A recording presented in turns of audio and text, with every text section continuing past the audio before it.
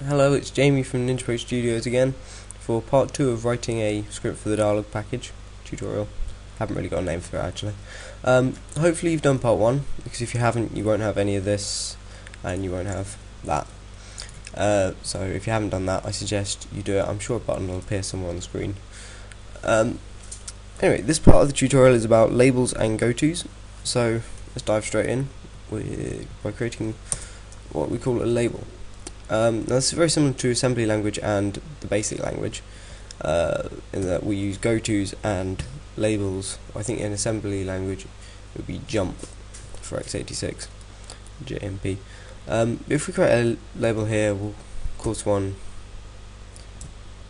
I don't know what to call it, greetings. Can't spell.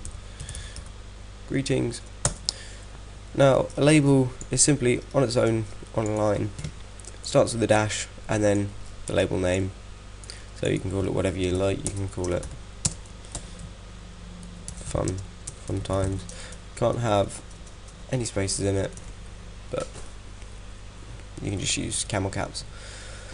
So this creates a label there now, so we can reference this line by greetings, and so over here we can use what we call a goto command. Now this is introducing you to the idea of stage directions. If I finish this line and then explain it. Stage directions, as explained in the docs, which you can happily look at and explain things. There's a huge section on writing a script. Stage directions are effectively written in square brackets, as you would find in a movie script or a drama script or whatever. They have a command and then various parameters which go with that command. So in this case we have a goto stage direction. So we start off with a square bracket, then we have an instruction which is goto, bit of white space followed by a parameter which is going to be our label name, so greetings over here, and then close square bracket. So if I follow the execution order, we'll have the player says hello, ally says hi, and we come across this goto command. So it will jump to greetings, which isn't really much of a jump. We could get rid of all that and it'll still do it. I'll jump to greetings, then player will say how are you, ally will say I'm good. So if I show you what this does, it's pretty much what they said. Hi, how are you, I'm good. Hello, hi, how are you, I'm good. How are you, I'm good. But what this allows us to do is we can jump about, and it'll help a lot in part 4, where we can choose the execution of code.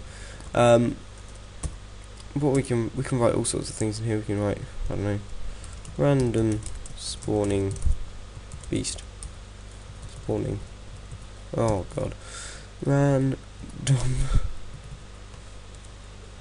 spawning beast says 4.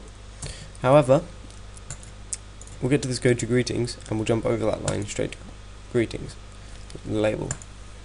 So that'll never actually be executed. I have to save that, haven't I? Yeah. As we go, hopefully the random beast will never say anything. That's all very well and good for this part, but that's not much use to you at the moment. You will find out more, as I say, in part 4. This is probably the shortest one. Anyway, thank you for watching part 2. I will see you at part 3 if you decide you want to actually continue.